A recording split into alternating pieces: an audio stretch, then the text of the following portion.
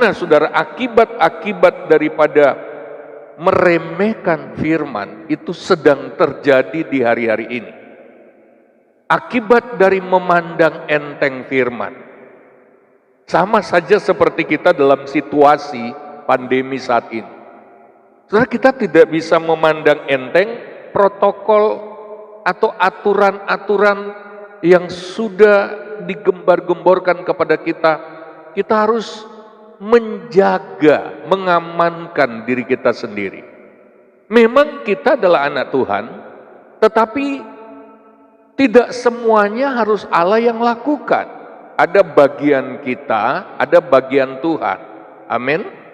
Kita harus mampu menjaga hal-hal yang perlu kita lakukan, harus kita lakukan. Kita harus konsumsi vitamin, kita harus berjemur di matahari setiap pagi. Kita harus usahakan, saudara. Karena kalau kita memandang enteng aturannya, akibatnya seperti saat ini. COVID yang tadinya sudah mereda, mulai mereda, sekarang menjadi berlipat-lipat kali, bahkan muncul varian baru yang lebih cepat penularannya, bahkan lebih ganas dari COVID sebelumnya, varian sebelumnya. Jadi kita nggak bisa memandang enteng. Kita betul-betul harus, protokol itu harus diterapkan dengan sungguh-sungguh. Saya bilang amin. Nah, seharusnya firman Tuhan juga kita tidak pandang enteng, karena konsekuensinya itu lebih berat. Haleluya. Kata balasan, kalau kita lihat, kata balasan di dalam ayat tadi berasal dari kata saulam, yang artinya ada kompensasi, ada ganti rugi. Maksudnya apa, saudara? Ada banyak anak Tuhan yang kalau mau melakukan firman, dia timbang menimbang, hitung-hitungan. Wah, sayang sekali kalau untuk mentaati firman, apa nggak eman-eman, ya, nanti rugi. Ya, kalau kita lagi aktivitas yang menghasilkan uang, aduh, untuk menghentikan, apakah nggak sayang, ya? Saudara, firman Allah berkata bahwa akan ada kompensasi, akan ada ganti rugi, akan ada salam. Saudara, juga akan dimakmurkan, diselamatkan, dipulihkan. Itu berkebalikan dengan kata akibat yang ada di atas tadi, saudara. Yang bertentangan, berkebalikan dengan kata kabal, saudara. Saudara, oleh sebab itu kita lihat bahwa sikap apapun yang kita tunjukkan terhadap firman Allah, itu akan memantul kembali ke kita, akan berakibat. Dan saya ingin mengatakan bahwa barangkali, bahkan pasti, kondisi kita hari ini, apakah ada kemajuan atau stuck atau begitu-begitu saja, itu pasti ditentukan oleh sikap kita terhadap firman Allah selama ini, saudara. Apalagi ada begitu banyak firman yang kita sudah dengar. Tetapi mari saya ajak kita lihat apa saja, nggak semuanya saya bahas hari ini, apa saja yang firman Allah bisa lakukan. Yang pertama, saudara, Allah sendiri menciptakan segala sesuatu dengan firman-Nya. Haleluya.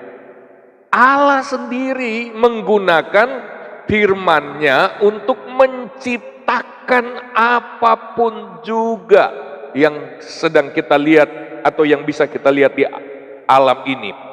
Yohanes 1 ayat 1 sampai 3 berkata, pada mulanya adalah firman. Firman itu bersama-sama dengan Allah dan firman itu adalah Allah. Jadi firman itu mulanya, awalnya, titik startnya. Kalau kita tidak mulai dari firman, kita tidak akan pernah bergerak lebih jauh. Karena firman Allah itu adalah titik start, titik tolak kita. Firman Allah itulah yang melepaskan kita. Firman Allah itulah sumbernya. Kata pada mulanya memakai kata arke. Itu artinya apa? Asal usul, sumber, awalnya. Dari sanalah segala sesuatu. Kita berharap ini, kita berharap itu, berharap lebih baik, berharap lebih maju. Saudara, kita harus mengerti bahwa semuanya berawal, bersumber dari firman Tuhan. Katakan amin. Tanpa firman Tuhan jangan berharap apa-apa. Jangan kita pikir, oh saya mau berdoa, saya punya iman, punya keyakinan. Ya keyakinan kita diletakkan di mana? Di firman. Iman yang sejati harus muncul dari firman. Haleluya. Iman yang sejati harus ditimbulkan oleh firman. Bukan dibuat oleh diri kita sendiri. Bukan dengan meyakinkan diri kita sendiri. Tanpa dasar, bukan. Iman yang sejati itu tidak perlu diusahakan, firmanlah yang akan membangkitkan iman itu. Urusan kita dengan firman Tuhan. Ibrani, kalau kita lihat, Ibrani pasal 11 ayat 3. Karena iman kita mengerti bahwa alam semesta telah dijadikan oleh firman Allah, sehingga apa yang kita lihat telah terjadi dari apa yang tidak dapat kita lihat. Kita lihat saudara, apa yang tidak bisa dilakukan oleh firman. Apalagi untuk kebutuhan-kebutuhan kita yang bahan bakunya sudah ada. Segala yang kita perlukan sudah ada di bumi ini. Firman Allah mampu melakukan dari yang tidak ada menjadi ada. Haleluya. Tanpa bahan baku saja firman Allah mampu menciptakan. Dari nol tidak ada apa-apa. Nah, kebutuhan kita, masalah-masalah hidup kita yang kita harus jawab sudah tersedia, bahan-bahannya tinggal kita kelola, kita dapatkan. Nah, mengapa kita tidak mengalaminya? Mari kita periksa sikap kita terhadap firman. Ingat, kita sudah belajar tentang cara merenungkan firman. Apakah kita merenungkan firman? Hari Sabtu kemarin tiba-tiba Tuhan taruh ini ayat-ayat ini di hati saya. Kamu berkhotbah menyampaikan firman begitu banyak. Apakah mereka mengindahkan firman? Apakah mereka menghargainya? Apakah mereka merenungkannya lalu menjadi iman yang besar di hati mereka? Atau jangan-jangan ada yang mendengarkan saja khotbahmu tiap malam? Enggak. Apalagi merenungkan. Berapa banyak firman yang membanjiri hidup kita hari-hari ini. Tetapi pertanyaannya, apakah sebelum tidur kita tidur dengan perenungan akan firman ini? Kita baca lagi bagian-bagian, wah ini yang sangat mengena di hati saya. Kita ulangi lagi ayat-ayat pembahasan yang mencerahkan atau menjadi pewahyuan, menjadi rema, kita renungkan sampai kita tertidur.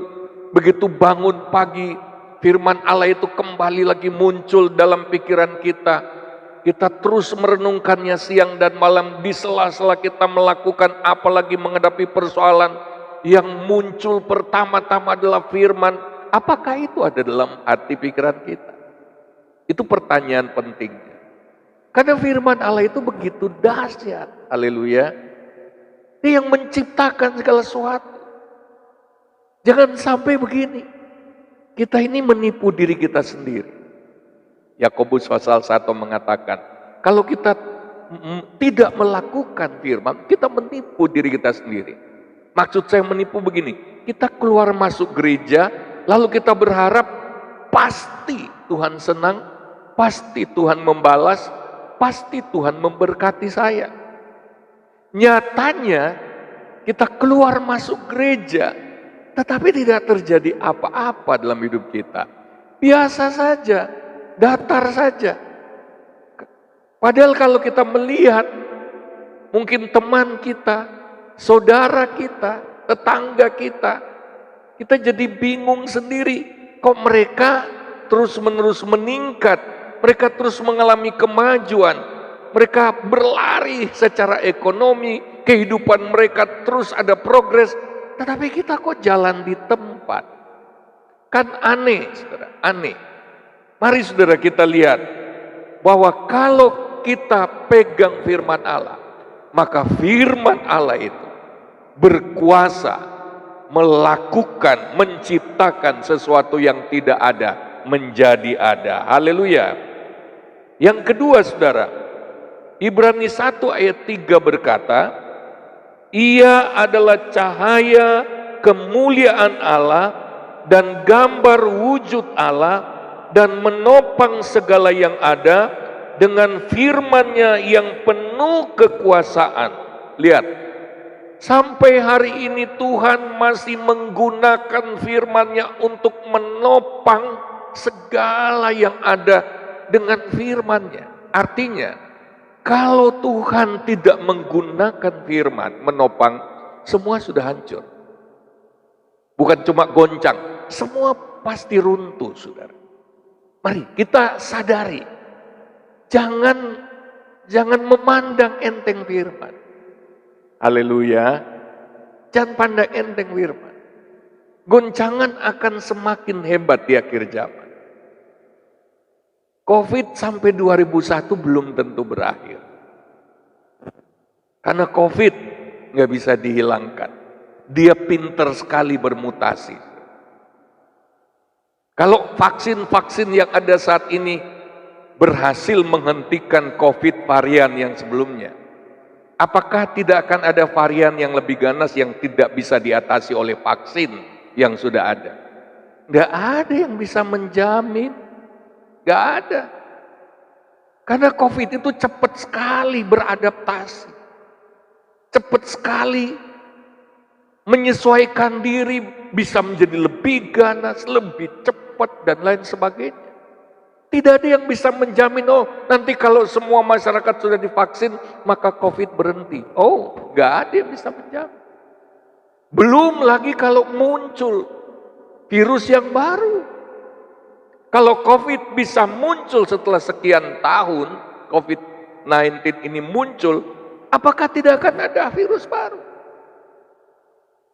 Kita harus menyadari bahwa kita akan menghadapi goncangan-goncangan yang lebih hebat. Belum lagi yang Alkitab katakan bahwa langit akan bergoncang.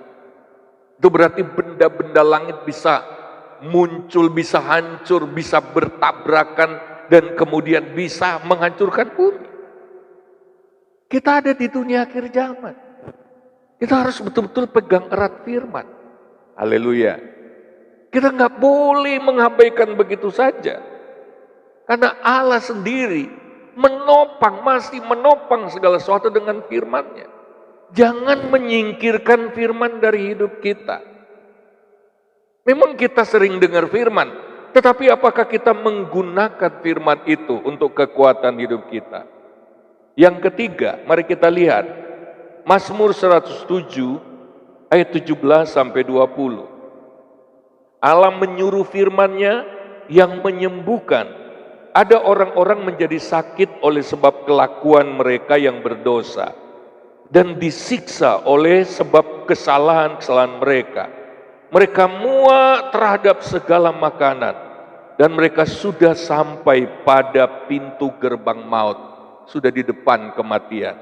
Maka berseru-serulah mereka kepada Tuhan dalam kesesakan mereka. Mereka berdoa, mereka menjerit kepada Tuhan, dan diselamatkannya mereka dari kecemasan mereka. Caranya apa? Disampaikannya firman-Nya, dan disembuhkannya mereka, diluputkannya mereka dari liang kubur. Ketika mereka berseru-seru, Tuhan selamatkan kami, saya masih mau hidup. Nah, kita pikir cukup hanya berdoa. Tetapi ternyata dalam ayat ini Tuhan menyuruh firman-Nya, Tuhan menyampaikan firman-Nya, dan firman yang direspon itulah yang menyembuhkan.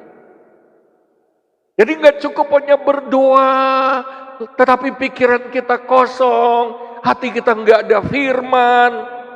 Yang akan menentukan, atau kalau kita lihat dari ayat ini, yang menentukan mereka lolos dari maut dan disembuhkan adalah respon mereka terhadap firman Tuhan. Haleluya. Ini soal penyakit, saudara. Begitu dahsyatnya firman. Karena kita sudah pernah membaca dalam Injil Yohanes, kalau kita dapat rema dari Tuhan, itu bukan kalimat tok gitu. Itu bukan hanya kata-kata. Tetapi dikatakan dalam Yohanes 6 ayat 63 kalau saya tidak salah ingat. Firman Tuhan itu, perkataan-perkataan Kristus, rematos dari Kristus, itu adalah roh dan hidup.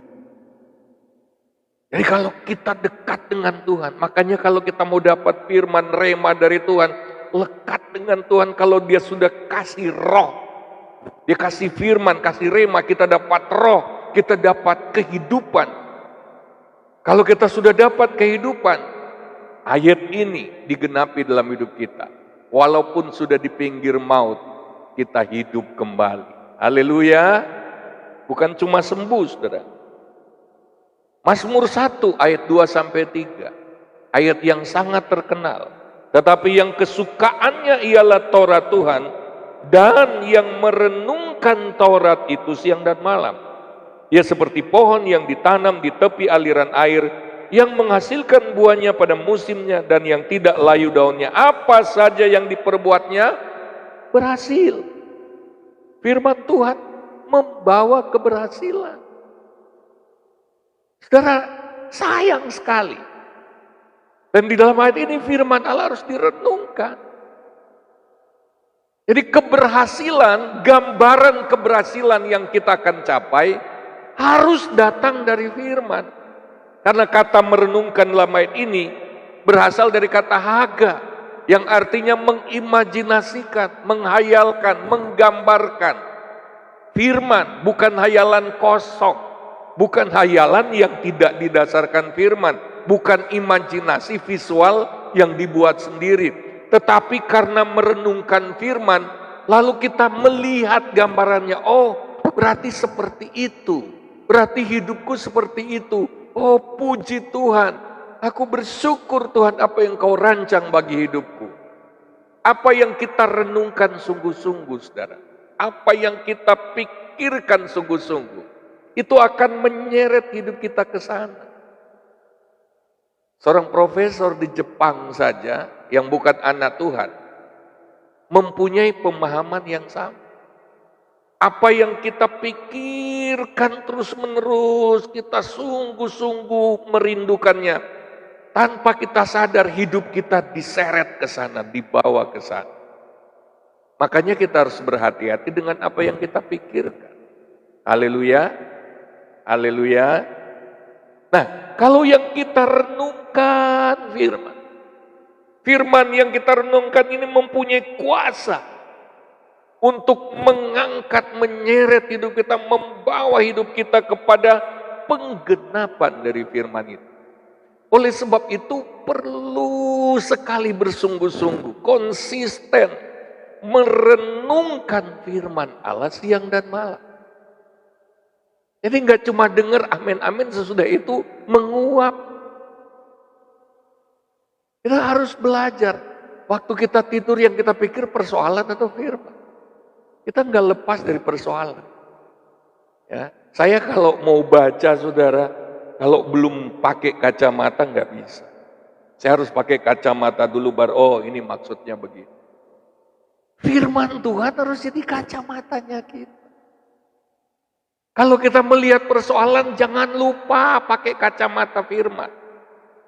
Haleluya. Bukan begini, wah saya lagi punya masalah. Gak ada waktu untuk merenungkan firman. Justru kalau kita punya masalah, cari firman lalu lihat dengan kacamata firman. Yang kita perlukan adalah kacamata firman. Orang yang sudah pakai kacamata angel kalau enggak pakai kacamata untuk baca. Yang berikut kita lihat. Yosua 1 ayat 7 sampai 8. Yosua 1 ayat 7 sampai 8. Hanya kuatkan dan teguhkanlah hatimu dengan sungguh-sungguh, bertindaklah hati-hati sesuai dengan seluruh hukum yang telah diperintahkan kepada oleh hambaku Musa. Janganlah menyimpang ke kanan atau ke kiri, supaya engkau beruntung kemanapun engkau pergi. Janganlah engkau lupa memperkatakan kitab Taurat ini, tetapi renungkanlah itu siang dan malam, supaya engkau bertindak hati-hati sesuai dengan segala yang tertulis di dalamnya, sebab dengan demikian perjalananmu akan berhasil dan kau akan beruntung. Haleluya. Firman Allah itu bukan cuma direnungkan secara visual, tetapi juga ada perenungan yang bersifat auditori, yaitu dengan memperkatakan, mendeklarasikan.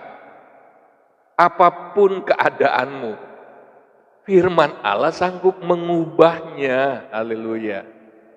Haleluya. Tetapi kita harus mengucapkannya, mendeklarasikannya atas keadaan kita. Kalau kita sakit, kita cari ayat-ayat, kita renungkan itu. Baik secara visual, kita bayangkan buat diri kita sehat, kita bayangkan buat diri kita kuat. Lalu kita mulai memperkatakan, mendeklarasikan. Contoh misalnya, ya, ada ayat berkata, oleh bilur-bilurnya engkau sudah disembuhkan. Haleluya. Kita berkatakan, waktu Yesus disalib, waktu Yesus menderita, semua penyakit ini sudah ditanggung oleh Yesus. Jadi aku sudah dibebaskan dari penyakit ini. Deklarasikan, oleh bilur-bilur Yesus aku sudah disembuhkan. Aku sudah dibebaskan. Kita pukul tubuh kita pelan-pelan, tubuhku, penyakitmu sudah disembuhkan. Haleluya. Karena perkataan kita juga berkuasa. Kata-kata kita yang diucapkan penuh keyakinan secara ilmiah, ya. Saya sudah mengirimkan, kalau enggak salah di status saya, tentang pikiran kita. Itu dia bisa mengubah pola dari gen DNA kita. Pikiran yang kacau balau itu bisa membuat sel-sel di tubuh kita menjadi kacau balau, yang tadinya berketeraturan tiba-tiba mereka saling bertabrakan lalu berkumpul jadi satu, jadilah kanker. Pikiran kita tidak boleh kacau. Nah, kalau kita berpikir firman, mengucapkan firman, saudara, antara pikiran dan ucapan saling mempengaruhi, maka apa yang kita perkatakan, firman yang kita perkatakan, pasti terjadi dalam hidup kita. Haleluya. Haleluya. Yohanes 8 ayat 32. Dan kamu akan mengetahui kebenaran, dan kebenaran itu akan memerdekakan kamu. Firman Allah membawa kemerdekaan. Amin. Ibrani 4 ayat 12 sampai 13. Firman Tuhan secara akurat dapat menilai dan memisahkan mana pikiran dari roh, mana pikiran yang hanya dari jiwa atau pikiran kita sendiri. Sebab firman Allah hidup dan kuat dan lebih tajam daripada pedang bermata dua manapun. Ia menusuk amat dalam sampai memisahkan jiwa dan roh, sendi-sendi dan sumsum.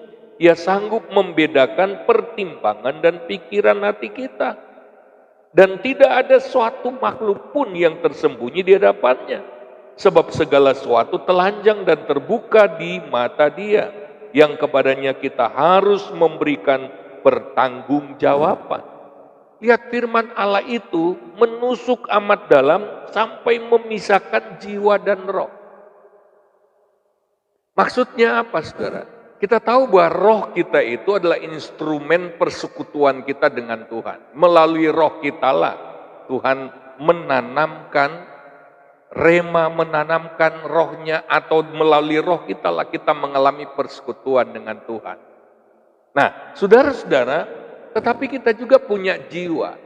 Jiwa kita ini sekian tahun lamanya diisi oleh hal-hal duniawi. Oleh sebab itu dalam jiwa ada pikiran, kemauan, dan pikiran, perasaan, dan kehendak, saudara. Nah, pikiran di jiwa kita kalau diperiksa, saudara, kalau diperiksa, itu lebih banyak ya dimasukin, diisi dengan hal-hal dunia. Apalagi kita harus jujur bahwa walaupun kita dengar firman, ada banyak firman yang tidak tersimpan dalam hati kita. Artinya apa? Di jiwa kita kebanyakan isinya bukan firman. Kita nonton televisi, kita bercakap-cakap dengan teman yang bukan anak Tuhan, apa yang dipercakapkan? Nah, itu kemudian mengisi jiwa kita. Nah, pada waktu kita menghadapi persoalan, yang lebih cepat bereaksi itu jiwa kita. Jiwa kita itu berisi ingat-ingatan, di situ ada pikiran bawah sadar, ada pengalaman-pengalaman, sehingga kita dengan cepat bereaksi. Begini, harus begini, dan begini, sesuai jiwa kita. Padahal itu bukan datang dari roh. Nah, firman Allah itu bisa membedakan. Oleh sebab itu orang yang bergaul dengan firman, walaupun usul temannya, pendapat dari temannya wapi, kedengarannya manusiawi, normal, tapi anak Tuhan yang kaya dengan firman, di dalam rohnya, nuraninya akan berkata, salah, tidak sesuai firman. Walaupun orang banyak berkata harusnya begitu, memang begitu. Tapi orang yang punya firman tidak akan sembarangan. Oleh sebab itu firman Allah bisa menuntun kita secara akurat. Haleluya. Haleluya. Nah, mari kita lebih lagi haus, lebih sungguh-sungguh haus akan firman. Yakobus 1 ayat 21, sebab itu buanglah segala sesuatu yang kotor dan kejahatan yang begitu banyak itu, dan terimalah dengan lemah lembut firman yang tertanam dalam hatimu yang berkuasa menyelamatkan jiwa. Jiwa kita perlu diselamatkan. Roh kita sudah dilahirkan kembali. Amin. Sekali untuk selamanya. Roh kita sekali dilahirkan kembali, tidak berkali-kali. Tetapi yang belum beres itu jiwa kita. Cara berpikir kita, pola rasa kita, pola tindakan kita, kemauan kita. Ini yang harus diselamatkan. Jiwa ini harus diselamatkan dari pikiran-pikiran yang gak benar. Nah, kalau jiwa kita gak diselamatkan oleh firman, roh kita akan selalu dikalahkan. Kita akan terus-menerus dengan bertindak berdasarkan jiwa yang masih berantakan. Oleh sebab itu dalam jiwa kita itu ada bahaya laten, bahaya tersembunyi. Di sana ada simpanan-simpanan pengalaman masa lalu yang bisa mempengaruhi keputusan kita. Hanya orang-orang yang kuat dalam firman yang tidak akan terbawa oleh bahaya laten di jiwanya. Haleluya. Yang kedelapan, saudara, kalau kita lihat dalam Yeskel 37 ayat 4-12, itu berbicara tentang tulang-tulang kering yang menggambarkan orang Israel. Dalam ayat itu dikatakan tidak ada harapan, mati. Tetapi Tuhan berkata kepada Yeskel, sampaikanlah, beginilah firman Tuhan. Bernubuatlah, sampaikan firman Tuhan. Tulang-tulang itu bisa hidup kembali. Haleluya. Bahkan bisa menjadi pasukan yang besar. Saya percaya, saudara, walaupun COVID ini sepertinya mematikan sektor-sektor kehidupan, bisa melumpuhkan banyak aspek dalam hidup kita. Namun kalau kita sudah baca firman Allah ini, kalau kita dapat firman-Nya di hari-hari ini, firman yang tepat, maka tidak ada yang tidak ada harapan. Selalu ada harapan. Bahkan bagi kondisi yang sudah berantakan sekalipun, kondisi yang sudah hancur sekalipun, yang menurut dunia ini wes nggak ada harapan. Tapi kalau kita ketemu firman, kita dapat firman yang tepat, saudara bisa bangkit kembali. Haleluya. Percaya firman Tuhan? Saudara, renungkan ini di rumah. Saya akan membagikannya di grup. Yang ke-9, saudara. Efesus 6 ayat 13 sampai 18. Kita tidak akan membaca seluruhnya. Sebab itu ambillah seluruh perlengkapan senjata Allah supaya kamu dapat mengadakan perlawanan pada hari yang jahat itu. Dan tetap berdiri sesudah kamu menyelesaikan segala sesuatu. Lalu kemudian di dalam ayat yang keberapa itu, dan terimalah ketopong keselamatan dan pedang roh, yaitu firman Allah. Lihat saudara, firman Allah itu pedang roh yang penting di dalam peperangan rohani. Gak cuma ya dalam nama Yesus sih memang ada kuasa. Tetapi peperangan rohani itu, kalau kita belajar Alkitab, itu tidak hanya dalam bentuk penyakit, peperangan yang paling hebat, yang sering mengalahkan kita itu pikiran kita. Kalau kita nggak punya firman, waktu Yesus menghadapi iblis, Yesus selalu angkat firman, ada tertulis. Haleluya. Nggak satu ayat tok. Pencobaan yang berbeda, peperangan yang berbeda, mungkin membutuhkan ayat yang berbeda. Jadi kita nggak gampang saja.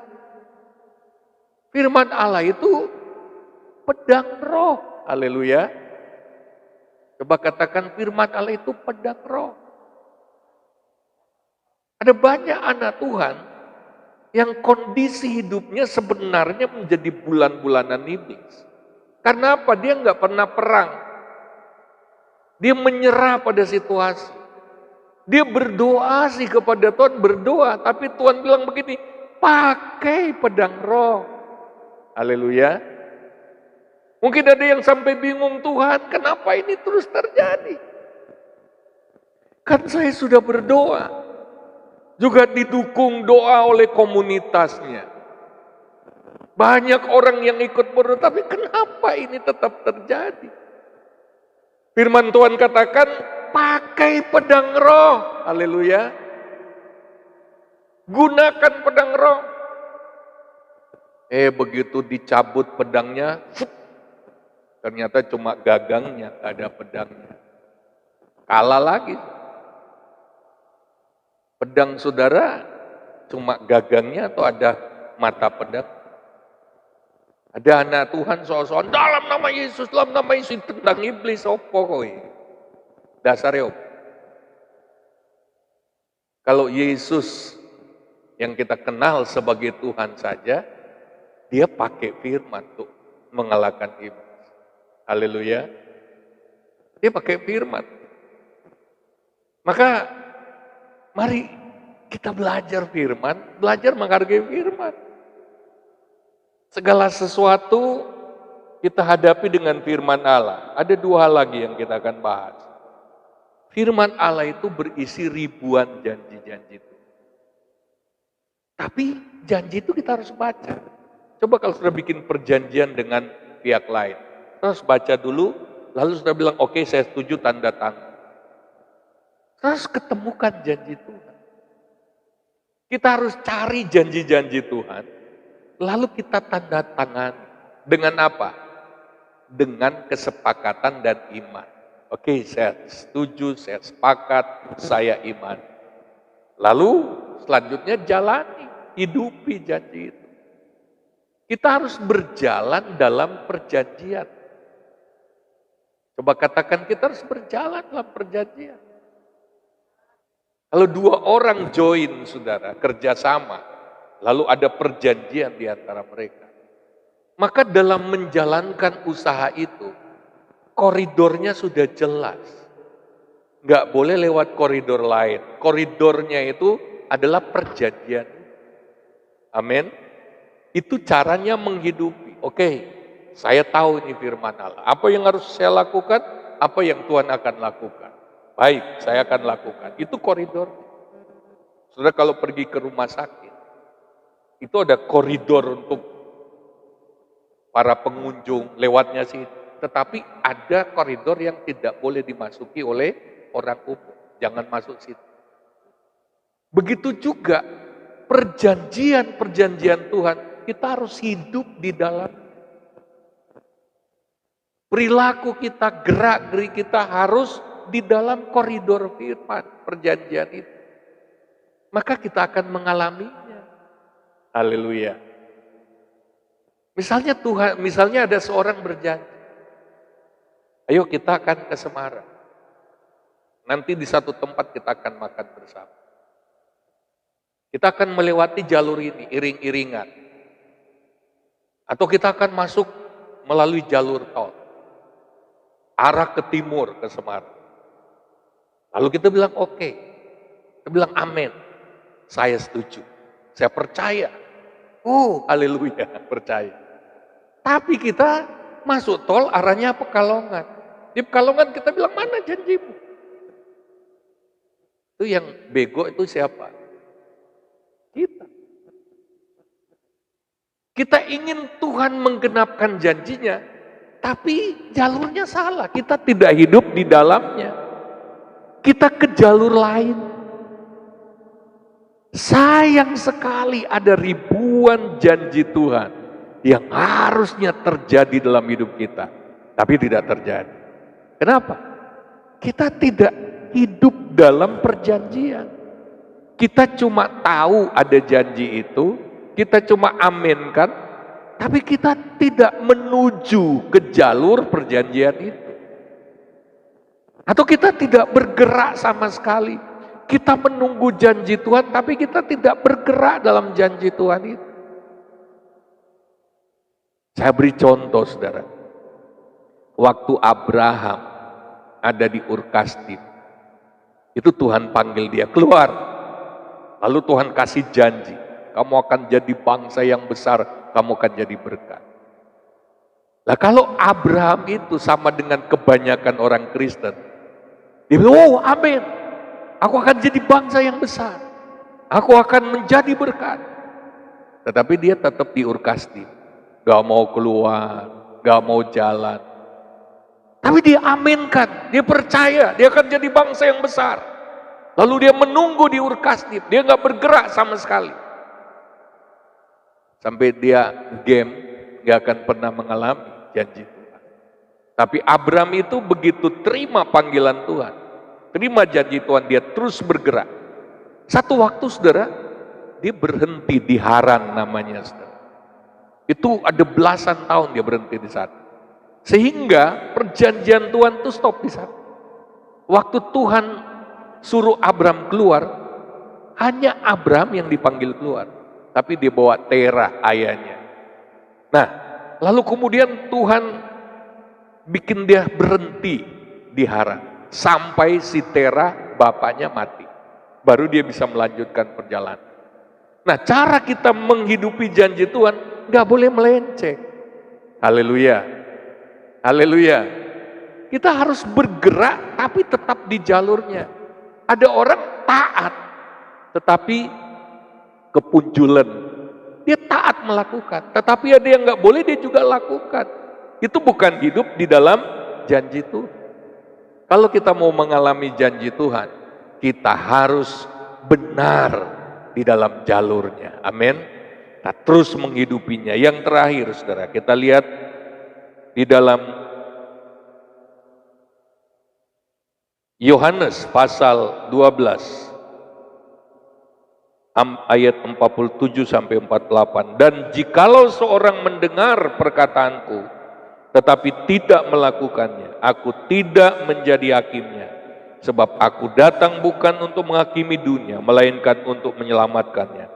Barang siapa menolak aku dan tidak menerima perkataanku, ia sudah ada hakimnya, yaitu firman yang telah kukatakan. Itulah yang akan jadi hakimnya pada akhir zaman. Akhirnya kita akan berhadapan dengan firman.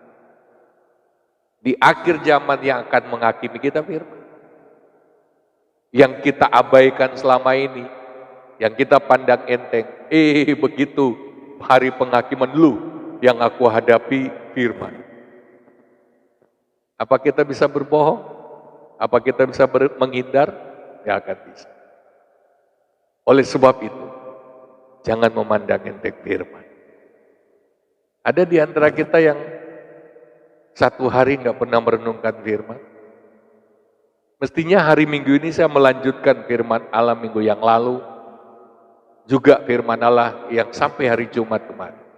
Tapi tiba-tiba Tuhan ingatkan, jangan lanjutkan dulu.